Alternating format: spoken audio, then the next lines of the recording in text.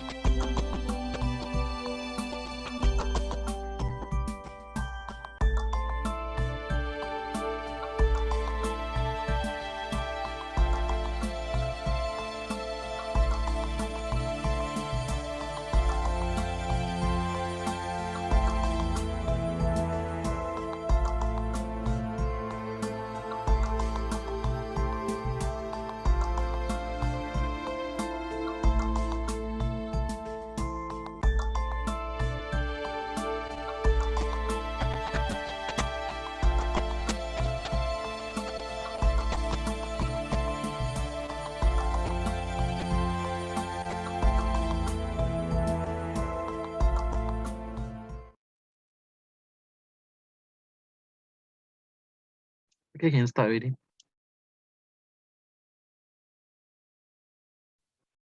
Hi, good afternoon, everyone. Can you see my slides? Can. Okay, good. Hope you all have your lunch already. So good afternoon. So I'm Belinda with my colleague Cheng Yu. We are senior staff nurse, community nurse from SGH. So today we'll be talking about cancer, okay, in general one. Okay, so today our agenda, it will be a definition of cancer, categories, statistics, causes of cancer, prevention of cancer, cancer diagnosis, treatment of cancer, care navigation, and of course, last but not least, our question and answer sessions. Okay, so now, do you guys know what is cancer and why is it called cancer? It's actually because one of the Latin word of cancer is about crab and a crayfish. And because of the cut surface of this crab actually look like a cancer. Okay, so what is cancer? Our body actually make up of billion of cells. Normal cells usually grow and multiply in an orderly and controlled manner. However, our cancer cells, on the other hand, it do not stop growing or dividing. It ignores the signals from other cells. It do not stick together, do not specialize, and also it do not repair themselves or die. And it looks very different from our usual cells. So here we got a question. So do you know how many people get cancer in a year? Anyone know? You can unmute yourself and let us know. Any idea? Don't know. Don't know, huh? Okay, it's okay. Let's look at the statistics. Okay, so this is the statistics by our Health Promotion Board. As you can see, so a long time ago in 1968 to 1972, it's about 12,000 new cases. But nowadays, our statistic only until 2018, so it's already increased to 74,000. So it's about 50,000 new cases has increased. So which is quite scary, yeah? Okay, so here are the most common type of cancer in Singapore. As you can see, the most common cancer for males is actually colorectal cancer. And the cancer that causes most death among the male are the lung cancers.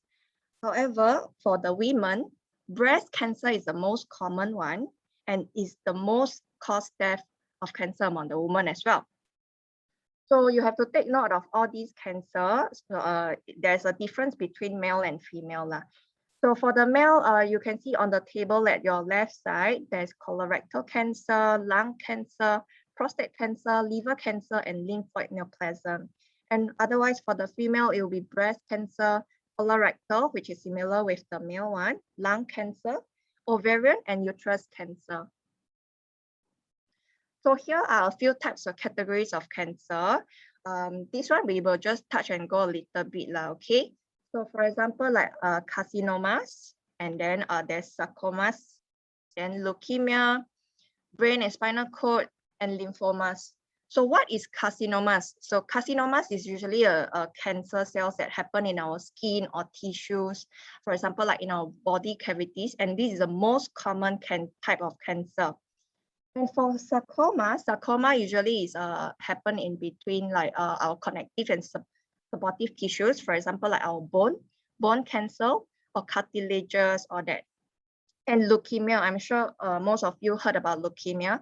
Leukemia is the cancer of our blood and brain and spinal cord, which is our central nervous system. And also last but not least, lymphomas and myeloma. This one is our lymphatic system cancer. Okay, so next, this is the solid tumor. Solid tumor is usually, for example, like a lump. When you touch yourself, you can feel there is a lump itself. So this one, we will call it a solid one. Usually it's a malignant one, but it depends. It's not a water cyst or fluid cyst, it's just a lump there. Okay, next will be leukemia and lymphoma. This one, as I mentioned earlier on, is the cancer of the blood. Okay, now, another question. So have you guys heard of these terms before? Primary cancer, localized cancer, remission, metastasis. Any one of you heard of this before? I only heard primary. Primary, huh? Yes. Okay, so for the primary cancer, do you have any idea what does it mean, primary cancer? The beginning stage of cancer. Okay, yeah, it's a bit halfway correct also, but I will go through deeper with you guys one by one, okay? Okay, so for the primary cancer, this is a cancer when the first cancer developed in your tissue or an organ, which is correct, like what you have mentioned just now. And then localized cancer is a malignant tumor that has not spread to anywhere of your body parts. So it's only just localized at one area. And then next will be remission. Remission means that there's when there's sign or symptoms of the cancer are already partly gone. This is called remission. And last one, metastasis. This is what is metastasis mean is when the cancer cells already spread to other organs of our body or through lymph node or is it bloodstream. This is metastasis, yeah? Okay, so now we are going to talk about the causes of cancer. Okay, so there are actually a lot of causes of cancers, but however, keep in mind that not everyone with a risk factor will get the cancer, but most people do not, okay? So now we are going to talk about the risk factor. Okay, so inherited genes.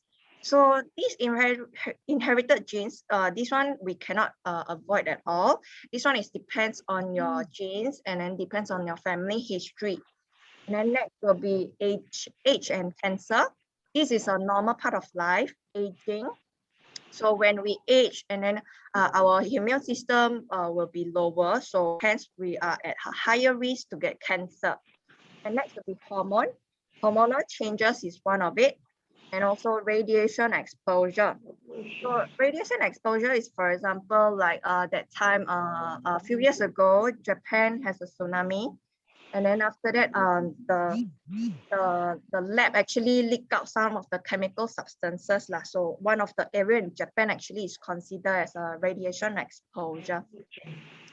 Okay, so next, it will be smoking, obviously, because tobacco actually causes cancer. Smoking cigarettes, pipes, cigars, or using smokeless tobacco, or like the vaping, which is trend in Singapore, also will cause cancer. Besides the smokers, so do you guys heard about secondhand smoker? Means your partner or your family is a smoker. You will be exposed to the cigarettes as well. Next will be alcohol. So alcohol not only will damage our liver, and then it will also increase the risk of our cancer of the mouth, the throat, and esophagus. Next will be obesity. So being seriously overweight is actually linked to increased rate of cancers of prostate, pancreas, uterus, colon, and ovary. Last but not least will be the Wait, so Air air pollution and radon gas. So polluted air and radon gas actually released by some unethical company is very dangerous. It can be one of the reasons that cause us to have cancer as well. Okay, now we will talk about prevention of cancer. Okay, here's another question. What can you do to prevent cancer? So what do you guys think? What can we do to prevent cancer? Anyone has any idea? Live a healthy life. Wow, good. It's a very good answer. Besides that, what else? Anyone else know what's the answer? Exercise more. Exercise more, huh? That's very good. That's some of it that we are going to discuss about later on. Yeah. Okay, so cancer is actually not contagious like flu, like our COVID now, or chickenpox. So you cannot catch cancer from someone who has it lah. So like what just now our friends say, by leading a healthy lifestyle, exercise more, actually can avoid some of the risk factors. So about 1/3 of all cancers can be prevented. Okay, so the first one, we will be going to talk about smoking. So how do we prevent cancer? So one of it is stay away from cigarettes. So do not smoke. If you do smoke, try to quit. You also can get your family and friends to support your efforts to quit. Next, you can also throw away all your cigarettes if you're a smoker. Just throw it away and then try not to come back and smoke again lah. And if you think that you cannot help with throwing away your cigarettes, you will feel like you will be rebound back again, you can actually join some of the program or support group that can help smokers to quit. Besides that, you also can spend more time with non-smoking friends in a smoke-free places. So our government actually do a very good thing. They actually come out, like for example, in a hawker or in the public, you will see some sort of yellow box. So the yellow box is actually for the smokers to smoke at the limited area and spaces. So if you are not smoking, you can try to avoid those places, so you can avoid the second hand of smoking also lah, second hand one. Okay, next will be eat healthily. Okay, so eat healthily means you can have some fresh fruits and vegetables for every meal. Consume more fiber by eating wholemeal bread or whole grain cereals such as brown rice.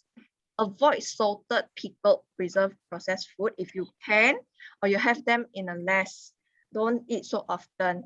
Next will be store your nuts in an airtight containers to prevent them from growing moldy. Okay, so why do we encourage you to eat more fruits? Is because our fruits and vegetables contain a high fiber and vitamins, which can actually help to reduce your cancer. For example, like colorectal cancer, intestine cancer, breast cancer, or stomach cancer. And also, like those processed food, they actually use a lot of chemicals. For example, like your ham, your bacon, your luncheon meat. Inside all these preserved food actually has a very high content of salt as well, which can actually lead to stomach cancer. Yeah. Okay, next. Another cancer prevention will be if you are overweight, try to exercise and eat less fatty food. So how do we get this done is you can aim to stay in a healthy weight range. So how do you know if you are in a healthy weight range? You can actually check what is your BMI. BMI, there will actually have a category, like what kind of category means you are in a healthy range. And then you can do some activities, for example, like exercise for at least 30 minutes, 5 times a week, because our health promotion board actually suggested 1 week we have to exercise for at least 150 minutes.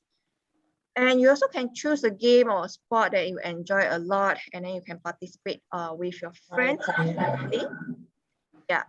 And then and then for the food wise, you can trim away the fat area of the meat, or if your chicken, there's skin, you can just cut the skin away before cooking or remove any visible fats when you are eating. For example, if you are eating rendang, there's a very thick layer, the gravy got a very thick layer of fats, right? You can use your spoon to scoop it away, or you use a tissue to remove it away. Okay, next, you can also switch your food low in fat, for example, like skim milk. Try not to choose those full cream milk. You can choose a low fat milk and reduced fat cheese or low fat yogurt. Those like no sugar one also will be a good choice. Yeah. Next one will be you can try a healthier cooking methods. For example, like stewing, baking, steaming, or boiling instead of deep frying. Okay, next one, it will be safe in the sun. Okay, so avoid overexposure to the sun. Try to avoid the direct sunlight from 10 a.m. to 4 p.m. because the UV light is very strong. It's the strongest, yeah, at that period of time. And then it will penetrate deeper into your skin, which can cause irreversible skin cancer. And you can also stay in the shade when possible. Try to bring an umbrella when you're out or walk under the roof. And I know some people like Angmo, Eurasian, they like sun tanning, sunbathing. It's good, but then if you really want to do so, want to get some vitamin D and sunlight, you can try to avoid 10 to 4 p.m. You can go for earlier sun tanning or sunbathing, like for example, 7 a.m. in the morning or 8 a.m. will be good. Next, you can also wear a hat or cap.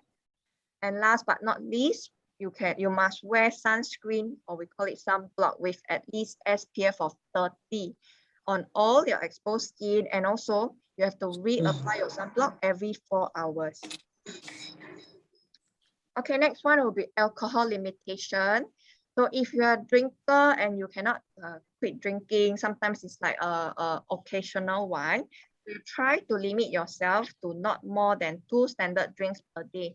So what is it called by 2 standard drinks per day? Is, for example, like if you are drinking beer, 1 can of beer is 285 ml. So just limit yourself to 2 cans of beer in a day. And then if you are drinking wine, it's just 2 glass. And then for hard liquor will be very minimal because it contains the highest alcohol content. So it will be just a small glass. Okay, but if you can, just try not to drink, yeah. Okay, next, observe your body. So what do we mean by observe your body? Okay, you can try to feel yourself, just touch over your neck area or your chest area. As long as you find there's something like a lump, and then usually it's not painful, but if you think that it's growing or it's persistently is there, then which is quite alarming lah. So you have to seek for medical attention already. And then you can also observe if your body got any sore or ulcer, including in your mouth, which does not heal properly. Usually if we have ulcer, it will heal by itself. But if you think that it's not healing properly, like it's getting worse and worse and it's not healing, then you might need to see doctor immediately also lah. And also if there's recent changes in the size, shape, or color of the mole on your skin, and also abnormal bleeding from the nose or any part of the body, which include blood in your stools. If you don't have hemorrhoids, then you have to be aware of it. And just remember all these, just remember problems that do not go away or get any better. So all these are warning signs for you to seek for treatment and seek for doctor advice. They probably will do some scan for you. Okay, next I'll pass to Cheng Yu to talk about cancer diagnosis. Thank you. Yes. Thank you, Belinda. So hi everyone, my name is Cheng Yu. We will be sharing with you about cancer diagnosis and how do we screen for cancer. As Belinda has mentioned earlier on that early detection can actually save our life. And we may be afraid that we will get cancer, but it is important to know that actually many cancers, if it is being diagnosed early, is actually very treatable. So next, please. Okay, so the first cancer screening that I'll be sharing with you is colorectal cancer, and it is the most common cancer for males and second most common cancer for female. So who should be going for colorectal cancer screening? And what are the tests available? So firstly, what are we looking at for colorectal cancer? So usually it takes a few years for the polyps in our intestine to become cancer. So if we are able to detect and remove the little polyps, meaning a little growth in our colon early, we can actually prevent the progression into cancer. And also not all polyps will develop into cancer. Usually about 25% of the general population above 50 will have the chance of developing into cancerous polyps. So there are two tests available. The first is that we can do a fecal occult blood testing, which is also known as a fecal immunochemical test. And this test can be done annually for those who are above 50 years old and in individuals without symptoms. So even if you have no symptoms, you feel perfectly fine, as long as you're above 50, you can go for this test. And if you have a strong family history of colorectal cancer, meaning if you have known your parents or your siblings or your grandparents have gotten colorectal cancer before, we will advise you to start your screening earlier, even before 50 years old. So the second test available is colonoscopy. So usually for those people who went for this fecal occult blood testing and the result come out to be positive, the doctor will recommend you to proceed to do a colonoscopy. And even if your fecal occult blood testing is negative, the doctor would also advise you to do a colonoscopy once every 5 to 10 years. This is so that the doctor can examine the inner lining of your intestine, and through that they can detect any polyps inside, and they can also remove it if they detect any throughout the procedure. And so if they detect any, they will also take a specimen of it and check whether is it cancerous or non-cancerous. So how do you know which kind of colorectal cancer screening is suitable for you? Every year during your GP or polyclinic visit, you can also always check with a doctor, and the doctor can order the test for you. So for example, for this fecal immunochemical test, it's a very simple test that can take a sample from your stool, and they will send to lab to analyze it. So you can actually collect the FIT kit from your polyclinic doctor or from any CHAS GP clinic. And they will also provide you instruction on how you can do the test. Or you can also obtain it through a Singapore Cancer Society and also their distribution partner. Okay, yeah, so next, just a question for every one of us. What should you do if you already have symptoms, for example, rectal bleeding or change in bowel habit? Next, please. Yeah, so let's say if you monitor your bowel habit and you have been always able to pass motion once every day, and for the past few months, you notice that, hey, there's a change in my bowel habit. Now I only pass motion once every 5 days, for example.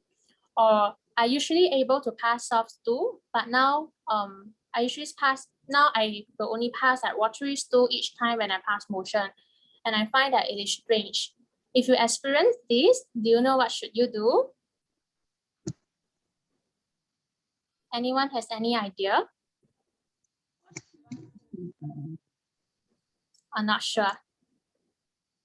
Okay, if you monitor your bowel habit and notice any change, you should actually see a doctor so that the doctor can consider what kind of test is suitable for you. Yeah. Okay, next please. So next I'll be sharing with you about breast cancer and how can we screen and detect breast cancer. First of all, breast cancer is something that we can screen ourselves every month. So we recommend you that 1 week after your menstrual period, you can actually perform a breast self-examination as illustrated in this picture here by following the steps here and check for any breast changes, for example, any lump in your breast. And if you notice any lump or if you're unsure of whether the lump is a cancerous lump, you can actually go and see doctor, and the doctor can advise you further. And alternatively, you should also make an appointment to do a mammogram once every 2 years if you are above 50 to 69 years old. This is because a mammogram can detect lumps that we ourselves cannot palpate. And even if the lump is very small, mammogram is able to pick it up. And if you are above 40 but less than 50, you can also ask your doctor to do a mammogram once every year. Okay, next please.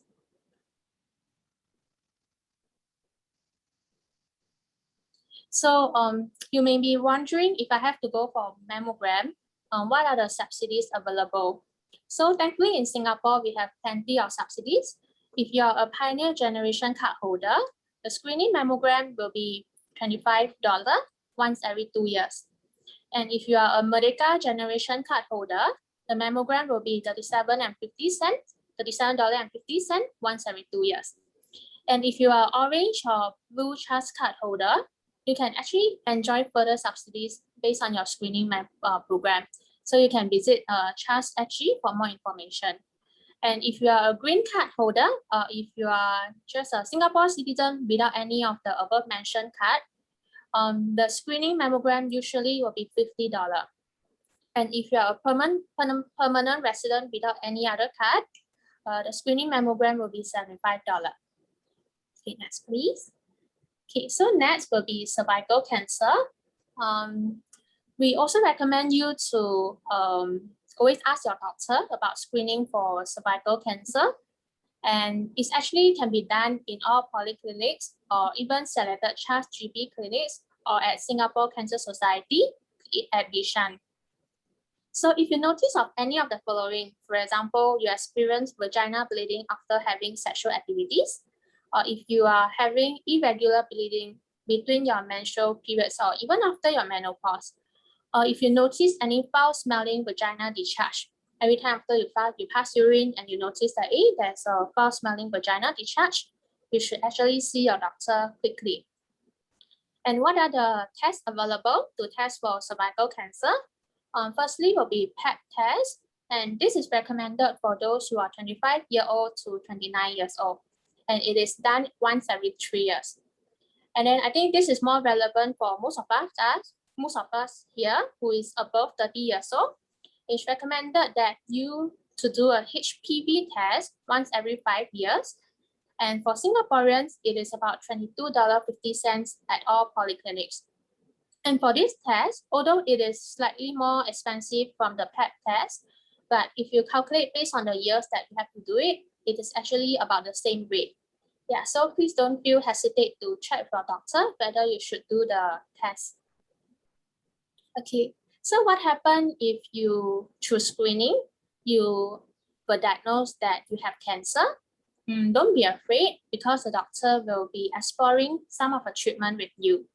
So these are the 3 terms that we can be familiarized with.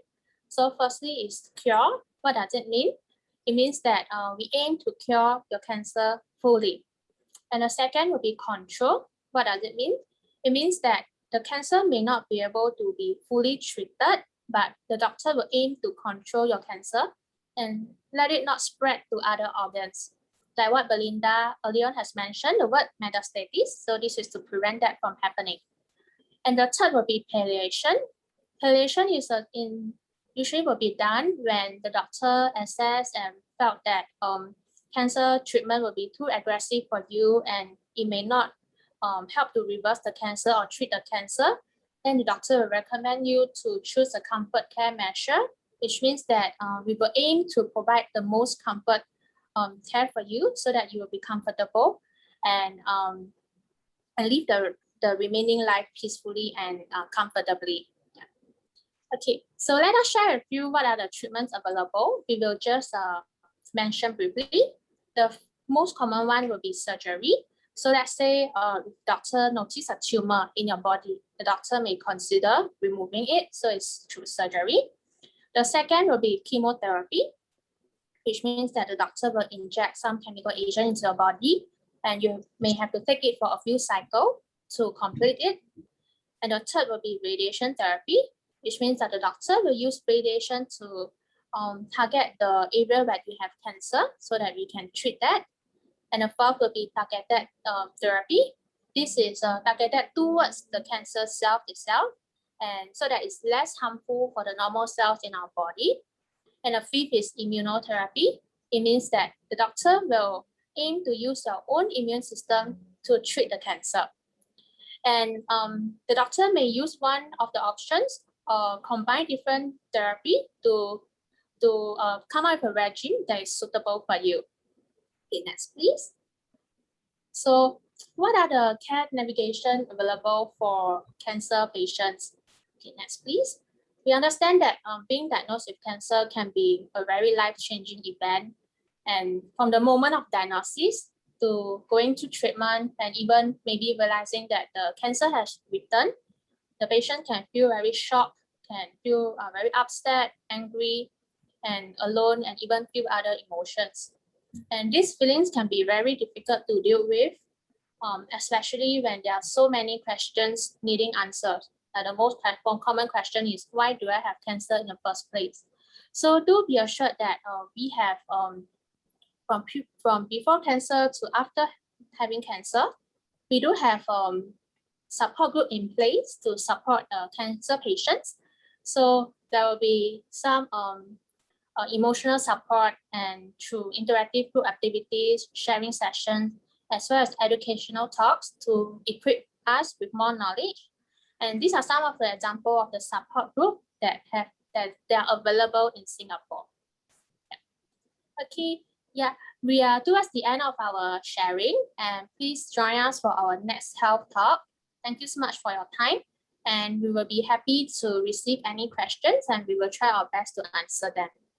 Thank you. Hi, good afternoon. Can I ask, what age should a person stop doing mammogram? At what age until?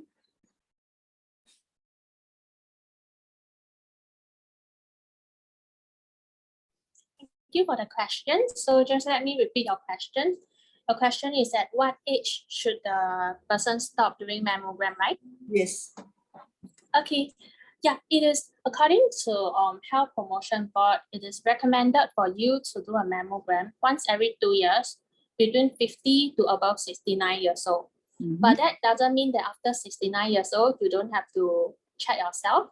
So after 69 years old, it is still recommended that you perform breast self-examination to check yourself and also regularly check with a doctor whether you should do a mammogram. But the general guideline is from 50 until 69 years old. Hope that answer your questions. No, checking of the breast is is quite a routine thing that most people will do. But mammogram, you have to schedule an appointment. So if you're above 69, can the person still do like every 2 years do a mammogram? Can still go and fix appointment? Yes, it is advisable for you to check with a doctor whether should you proceed with a mammogram. But the most important thing is for you to check your own breast every month. So if you notice any abnormality, then you check with the doctor whether should you proceed with mammogram. Okay, thank you. Thank you. Can I ask something? Yes. Just now you mentioned, let's say we go for sunlight, let's say before 10 a.m. better. But let's say before 10 a.m. if the sun is very strong, so is it okay or not okay? Yeah, Same like let's say you go maybe 10:30, but the sun is actually not so strong, but like sometimes a bit rainy and then but there's sun. So does that mean actually it's also okay and not harmful? Okay, so what is it recommended is actually 10 to 4. Try to avoid as much as possible because at time the UV rays are the strongest and it can penetrate the deepest.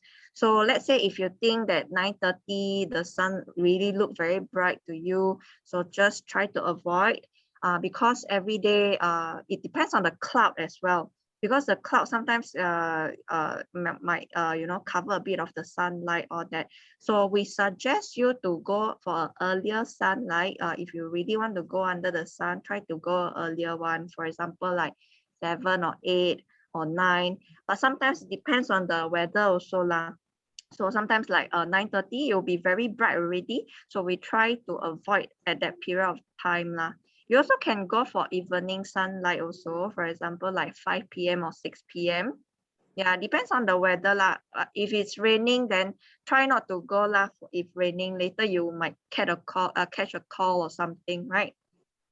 Okay, so it's like depending, let's say if it's 9 something, if it's very strong, it's not advisable. Yeah, if So you think let's it's too say strong. so let's say 10 something, you know, but you don't find that it's so strong, you know, it's quite mild, and then we still can go for it lah, right? Yeah, correct. Okay, understand. And then you Thank can try to wear a sunglass as well to protect your eyes. Thank you. Wear a hat lah.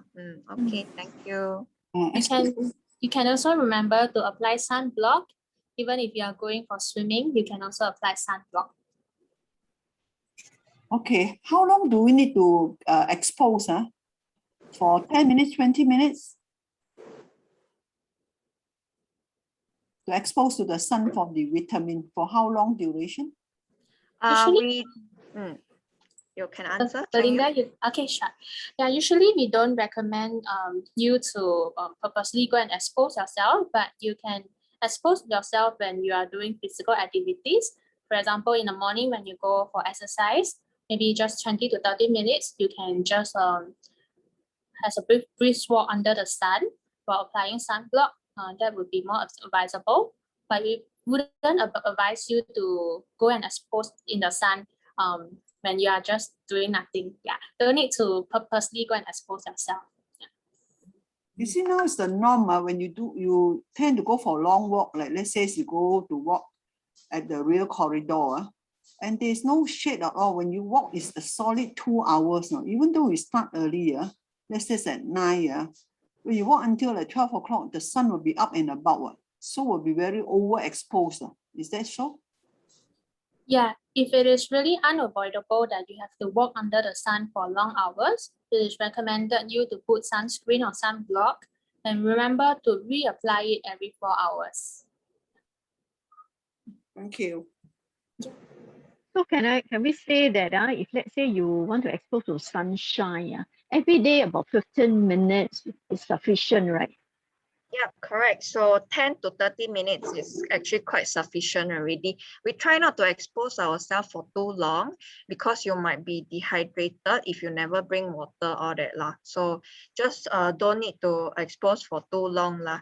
And then nowadays you also can get those attire with a UV to protect yourself from UV light one. Yeah, you can wear those type of attire as well. There's a jacket, all that. Just wear a cap lah. So we ask you guys to expose in sunlight to get vitamin D. Yeah, but you don't have to expose for too long lah. 2 hours is a bit too long. And then you are saying like from 9 to 12 we will be walking to somewhere. So that period of time is actually the sunlight, the UV rays is the strongest, and it can penetrate to a very deep level of your skin lah, which is not very good also. You might get freckles, all that also. Yeah. Thank you. Okay, but if let's say, sir, you say we use hat, you cover, now we use mask, practically your whole face covered. So it's covered, then use hat, then will you still exposed to the sun? Do you still need to apply sunblock? Yeah, you can apply sunblock just to those area that you are exposed to the sun. But if it's covered, then don't need. Yeah, but if you wear a mask and then actually your temple area here and your forehead is actually not fully covered because the sunlight is not just direct like that. It can, it will like that, like a V like that. It can shine everywhere, and then because nowadays everywhere also got mirror, all that, it can still reflect back to you.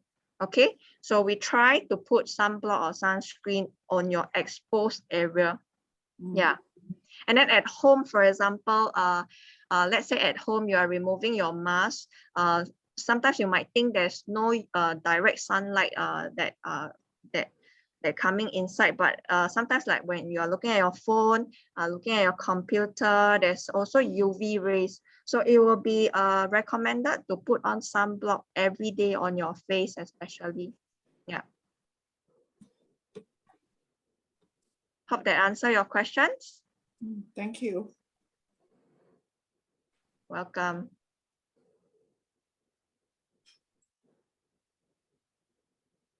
Any more questions?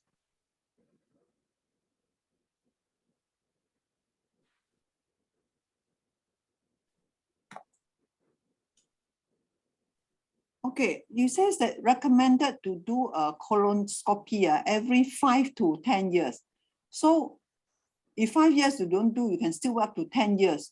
So why you still need to give a range between 5 to 10? Why don't you say do a repeat every 10 years?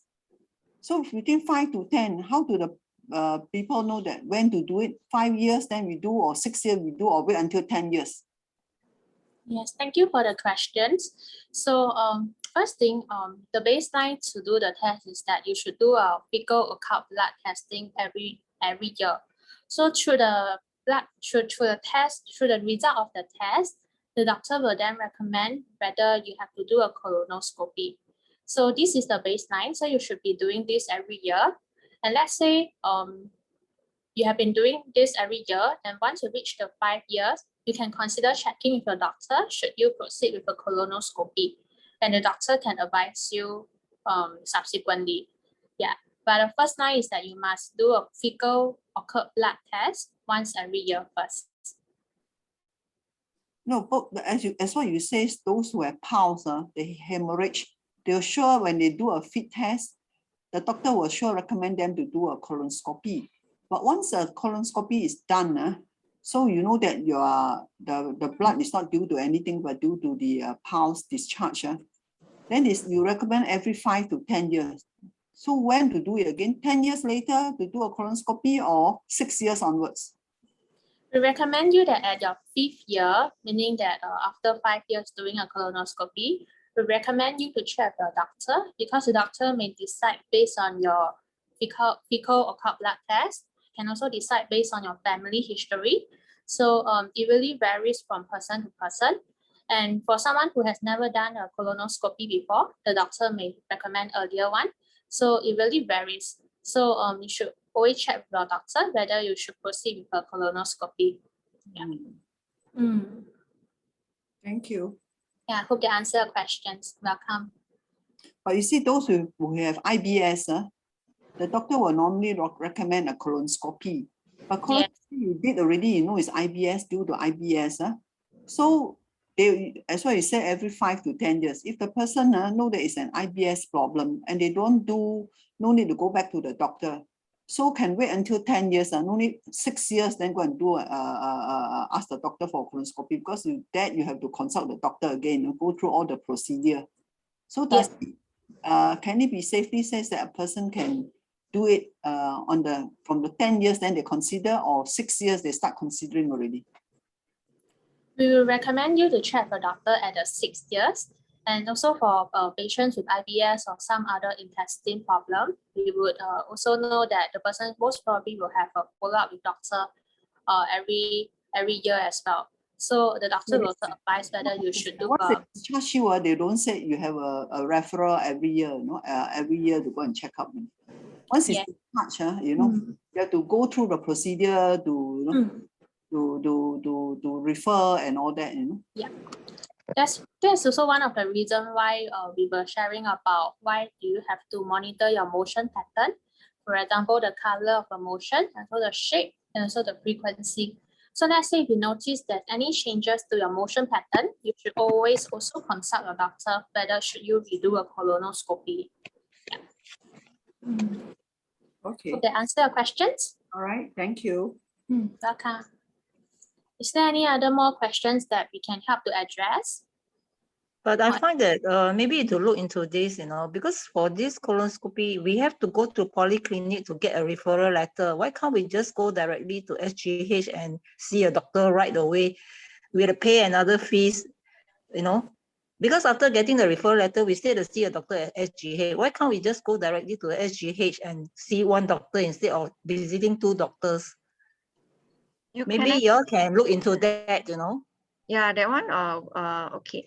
So for your question, you say why can't we cannot directly go to the specialist, right? Yeah, you can actually go straight away to the specialist, but they will charge you under a private scheme. Yeah, I do understand. So, but yeah, if it won't be fully subsidized lah. Yeah. But you see, if let's say, sorry, if let's say every 5 years we already visited the doctors, we already got records over there. So because the doctor say 5 years you come back and do the scan, you know, whatsoever, why you want to make us go to polyclinic and get a date and then go back to SGH again? No. And we are not the first time patient. We already a follow-up patient that, you know, after colonoscopy test, we see a doctor, they discharge us. And then we have to end up in polyclinic again and then go back to SGH again. The time and the money we spend is not worth it in a way. Sometimes the doctor direct you to polyclinic is that so that the polyclinic doctor can see that if there's a need for you to repeat the colonoscopy or not, and if they think that there's a need, and then they might refer you to colorectal to the specialist lah. Yeah. But definitely we know that we need it because the doctor already told me that every 5 years I have to do the colonoscopy. So therefore I know that I need to do it, you know, whether polyclinic see me or don't see me, I still have to do it. Why make me the trouble to go to polyclinic and then ends up in SGH again, you know? I know it's within your control lah. Maybe this is the feedback that I have for you lah. Maybe you can speak to your doctor, the hospital about the management lah. This one so far this is the way lah. This is the way of getting the colonoscopy so far. Yeah, we will look into it again. Okay. Yeah. Thank you. Yeah, thank you so much for sharing the feedback and the concern.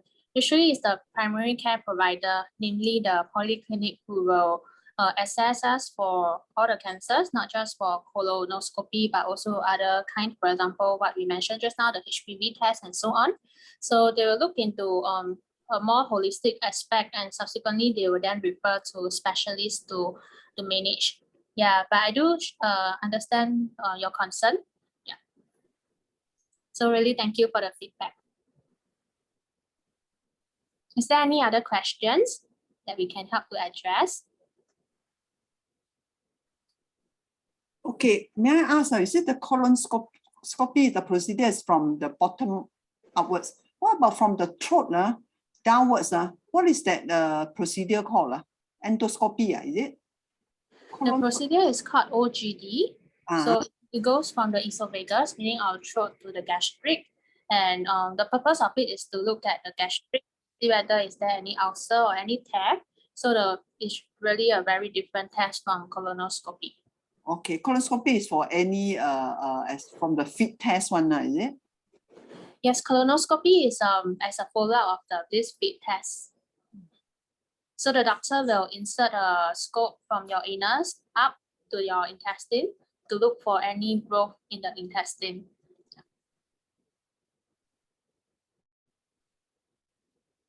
Hope they answer your questions, Madam Ho. Yes. But what about, we see those that what do you call that? Is it endoscopy? I don't know. It's just go through your nose, just to check. Yeah, you're right. It's endoscopy. Yeah, just to check your throat. This one just to check your throat, but they don't check your. No, not your throat. Check your stomach. No, just check the throat to see whether any a person has, what you call that, reflux. So this one don't go to the stomach to check the stomach, only up to the throat to check the reflux, whether a person. So the OGD is start from your nose and then go to your esophagus, and then it will reach your stomach. So it won't go further down to your intestine already lah. So probably just the front part of your intestine only. For that one is OGD. And for colonoscopy is from your anus, go up to your intestine, all that. Because we try not to, because usually the thing is not so long, and then we also don't want to, from the colon is quite a dirty place, and then don't want to go back to your stomach and come out from your throat ma. Yeah, so that's why it's two different type of scopes lah. I see, but endoscopy you don't need to do like every 5 years or 10 years. Don't need. All these, right, you need to get the doctor to assess first. They will see what kind of need do you have, what kind of issue do you have, then they will actually suggest you to go for the from the nose one or from the anus one. So they will usually assess you first. Yeah. But I thought normally the endoscopy will go up or up to the stomach. But recently I heard of a case it's just up to the throat only to check reflux. So I was thinking, no, it's actually not until your throat only. It will reach your stomach also. So probably it will just reach a little bit of your intestine, just the front part only. It won't go further down. oh, okay. It's not just the throat, huh? Not the throat, okay. Yeah. Did you say it's from the nose? I thought it's from the mouth. It depends, from the nose, from the throat also can, both sides also can. But usually it's from the nose.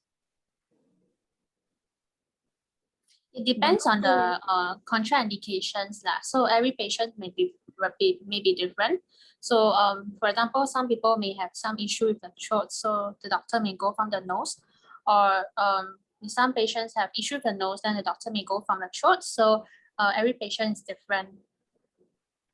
What does OGD stand for?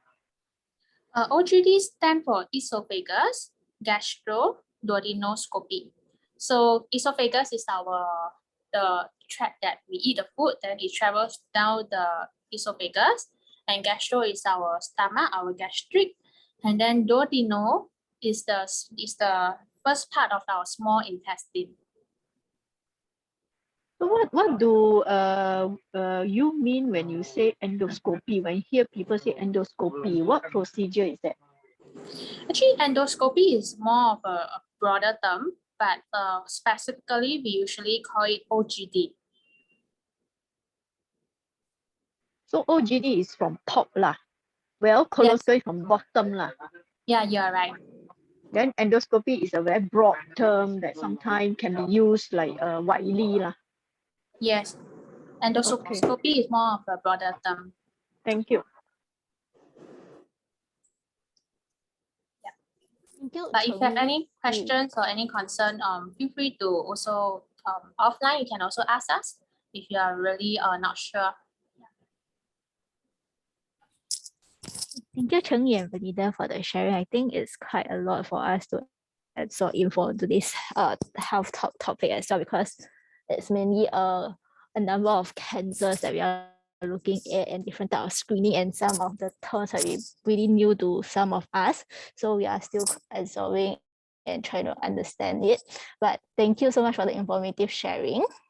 So like what Cheng Yi actually mentioned, should we have any other questions regarding cancer along the way, or we can actually do drop us a call at 977188842. This is our hotline for community nursing, and we can actually arrange you for a short one-time session with our community nurse for a general sharing on these specific questions that you would like to check out with the nurse. Yeah, so but it will just be a general sharing. However, if you need any like details in personal regarding your own illness, then we have to see if you actually do meet our criteria to let us enroll you in our community nursing program. Excuse me, can you please put the telephone number on the chat box? I cannot see the number. You say so fast the telephone number I cannot catch. What's the number? No problem. I will actually share it on the group chat as well. Okay. So I also share the link as well for our upcoming talk if you have not signed up for it.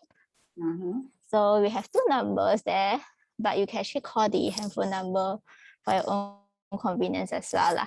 But our operating hotline is only from 8 a.m. to 5 p.m. from Monday to Friday only. So if you are calling on a weekend, we might not be able to answer your call. Okay, thank you. Yeah, no problem. Any last questions for the nurse regarding the? Can I just ask? Let's say those who are being advised to go for some breast biopsy because of nodule. Can you explain how many different types of biopsy are there now in the hospital? Sorry, cannot catch your question earlier on. Can you repeat? Sorry. Yeah, what I mean is, let's say you have some nodule in your breast, and you're supposed to do the biopsy. So what are the different types of this biopsy procedure? Okay, so that one, if the doctor usually will suggest you what type of biopsy is more suitable for you. Yeah, so it will be good for you to go and see the doctor first, and then because they are the specialists, they will suggest you what type of biopsy is more suitable for you. Yeah, because everyone is different, and then there will be a different kind of biopsy test available. So that one might need to check with the doctor that suggested you to go for the biopsy one. Yeah, what I mean is can roughly educate us like what are the different type of biopsy is actually available? Because I thought it's only just needle hook in and that's it, but I think there are more than this type. Yeah, I think it really depends on through mammogram. It really depends on the size of the growth that you have in your breast, and also the type of the growth that you have. Is it just one single tumor, or is it a multiple one, or is it a small one or the big one? So a few types that we know is, for example, like fine needle biopsy, meaning that they use a very fine needle to take a specimen out of the growth. The second one will be a core needle biopsy, which is they'll use a bigger needle to extract some of the tissue from the lump. And there are some other biopsy method that we may not be so familiar with, for example, vacuum-assisted needle biopsy, or even in some circumstances, they may also use do a surgical intervention to take the biopsy specimen. So it really varies from patient to patient, and only the medical oncologists can advise on this. Yeah, but these are some of the examples of biopsy that we know of for now. Yeah. Thank you. No problem. Okay, thank you. Thank you everyone for your time. Okay. So once again, thank you, Cheng Yu and Belinda for the sharing. And it's already 3 p.m. so we shall not hold everyone else time. For those, and tomorrow is actually Mid-Autumn Festival. So for those who are actually celebrating the festive, 中秋节快乐. So try to eat in moderation as well. Like what our health doc has always been sharing, moderation is the key. So try not to finish the whole mooncake by yourself for those who are actually eating mooncake tomorrow. So otherwise, we will see you in another 2 weeks time. Will be 4th October for our next health topic sharing. Okay, thank you all and goodbye. Bye. Thank you. Bye. See you. Thank you. Thank you. In terms of what midwifery means to open, I can sum it up with one word: caution. You will have heard me say that when analysing rare transmissions of the curve, there are some